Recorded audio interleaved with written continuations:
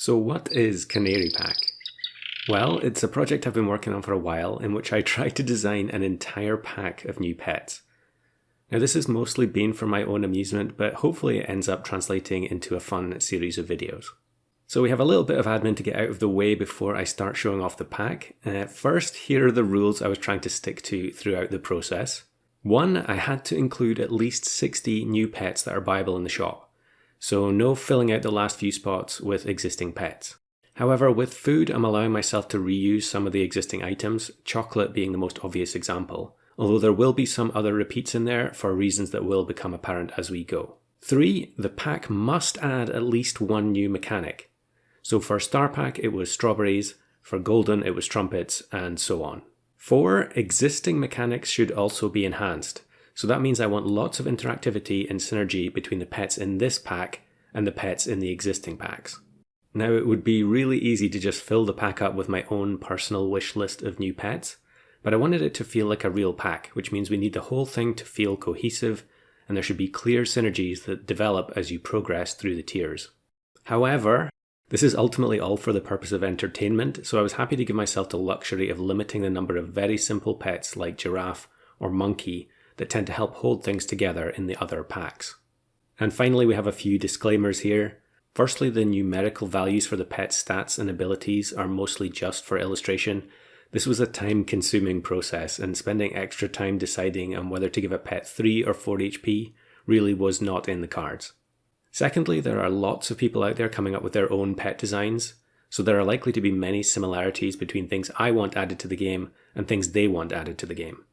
I've linked a bunch of other pet creation videos in the description, and if you give them a watch, you'll see exactly what I mean. And finally, designing a pack is pretty difficult, but it's much easier when you don't have to program anything and you don't have to test anything. So maybe spare a thought for the developers next time something like Cyclops or Vampire Bat comes along. Alright, here it is, after many hours of deliberation, the final lineup for Canary Pack.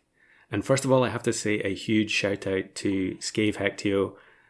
All the pet art you see here was done by Scave, and if you go to the official Discord and search for the Scave Cave, you'll see a thread that contains all the pet art here, plus loads more, also some food and mascots. And it was really great fun going through and picking out the pets that I wanted to use in my pack. So big thank you to Scave, and go and show some appreciation in the official Discord. So I think I'm going to do 1 tier per video. Hopefully they won't end up too long, but I can't promise anything. So we're going to start at the top, tier 1. And firstly, I'm just going to say that the foods I kept apple and honey. And I feel like honey is just, a great utility item for summon teams in the early game. And then also apple. I think it's always important to be able to just give the most basic increment of stats to any pets in the early game that you want to keep the whole way. So onto the pets themselves. Number 1, we have the bearded dragon. So this is essentially the equivalent to the iguana. And I know iguana was moved up from tier 1 to tier 2, but we're keeping this as a tier 1, and its enemy jumped or swapped, deal 1 damage to it. So very similar to the original iguana, except instead of pushed or summoned, it's jumped or swapped. And we all know what jumped means after the release of Unicorn Pack, but swapped is a new mechanic which we'll get around to pretty soon, but I think you can probably guess what it means. Next up, probably the most basic pet design in the entire pack. I did mention in the intro that I was trying to limit the number of them, but this one it felt like it just made sense. We've got the blue jay, and it's basically the complete reverse of the bluebird. So it is a 1-2 stat line, it's start of turn instead of end turn, and it's give health instead of attack. So very simple, but I think these types of pets, they really are necessary to make a pack not feel too overcomplicated. Next pet is the bombardier beetle, and this one kind of illustrates one of the archetypes that I wanted to flesh out a bit more. And you can see at the bottom here I've got related pets, and the hawk is in there. And I think the hawk's ability of striking the opposite enemy is pretty underused. In fact, I think maybe hawk is the only one that actually uses it. In any case, the way this one works is it's kind of like the tier 1 mosquito, so we're going to deal 1 damage to the opposite enemy, but as we level up, it's going to trigger 1, 2, and 3 times. So there are lots of things that will synergize with this later on, so this is kind of the introduction to the mechanic of targeting the opposite enemy. I'll save the canary for the end because it is the mascot pet and it also illustrates the primary new mechanic that I'm adding. So we'll skip on to the guppy.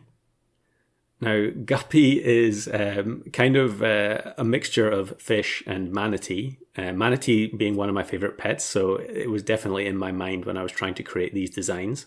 So end turn, lose 1 attack and 1 health, and give 1 random friend +1 attack and +1 health. So it's slightly different to the manatee in that it is not dealing damage to itself, it's simply losing the health and attack. So you're not going to trigger a koala or any of the other hurt effects, but it does lose stats every turn. And so the idea behind that is that you can use it to buff some of your early game units, but you can't just stack a whole load of guppies because they will end up wasting stats giving the buffs to each other, which will then be lost on the subsequent turns. So the idea of just losing stats during the shock phase is something that will come into play later on. It's another of the little mini mechanical changes that I've added in this pack. So next we have the locust, and it looks very, very similar to the cricket.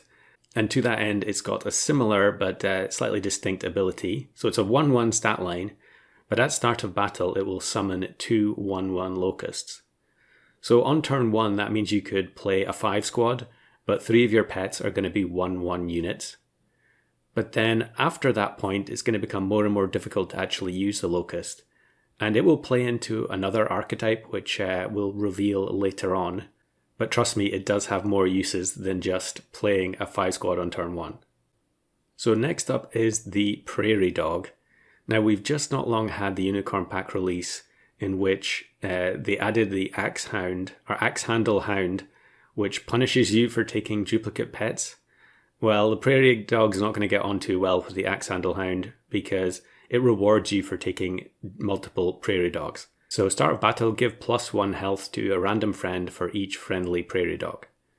So this is something that would be quite relevant early on, but very rapidly it's going to become almost completely useless, which in my opinion is really the way that most tier 1 pets should be designed.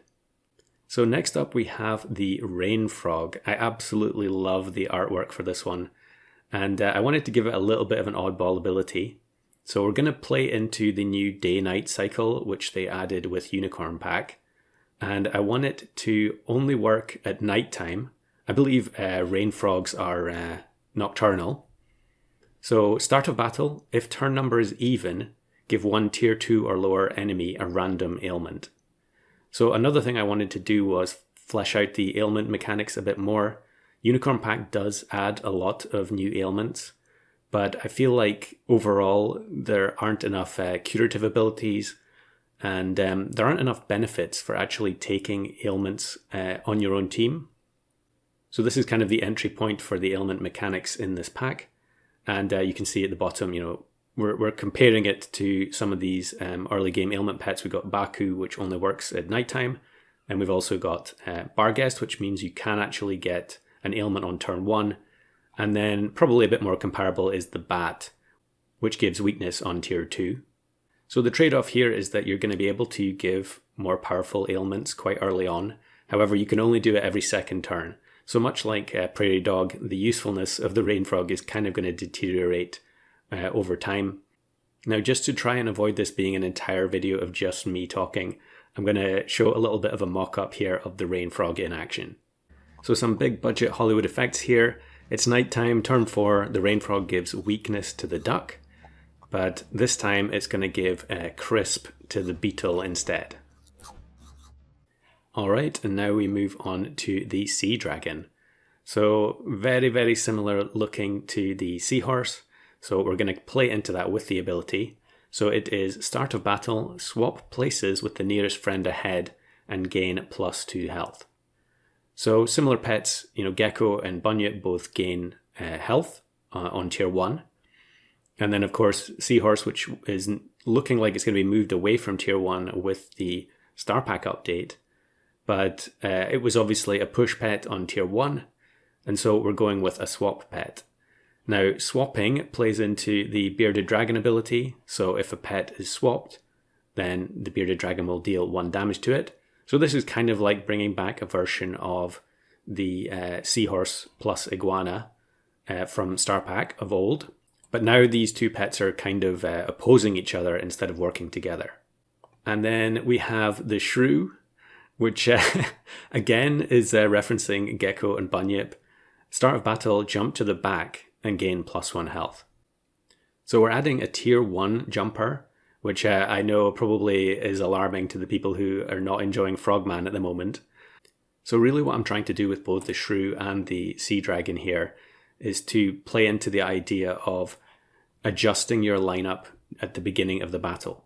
So you're either doing that in order to maybe trick your opponent if you're playing 1v1, or you're doing it in order to trigger effects that target opposing pets, and then afterwards rearrange your lineup to continue benefiting your team.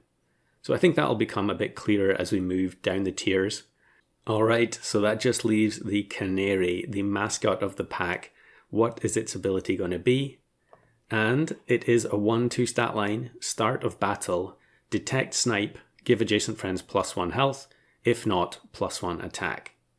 So there are a couple of things going on here. First of all, we have detect, which is the principal new mechanic. And the little icon here means snipe. And we've got the key down here for the detect symbols. So we've got hurt, summon, snipe, and neutral. And essentially what I wanted to do with this is to have pets whose abilities change based on the type of opposing team they face. So in the UI, there would be an icon for each team showing which archetype they are. And I'll put up some screenshots now with mock-ups of how I think it would look. So here's an example showing the detect symbols. The team on the left has 2 crickets and a horse, so it has the summon symbol at the bottom left. And then the other team has double mosquito, so it has the snipe symbol. And the beaver, the duck, and the fish are all considered neutral, so they don't affect the team archetype. I really wanted to have something that wasn't intrusive.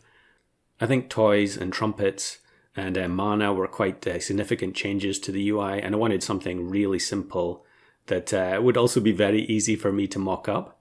But also here I wanted to play into adjacency. So we've already talked about using the hawk as an example for pets that target the opposite pet. But in terms of teammates, I wanted to do a lot of abilities that work for adjacent pets. So tropical fish is the obvious example.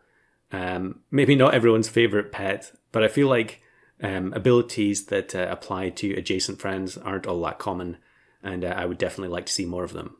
So there we go, Tier 1. Maybe not the most exciting, but I think that's probably quite consistent with the rest of the game. And in the next video, we'll look at Tier 2, where things start to get a little bit more interesting.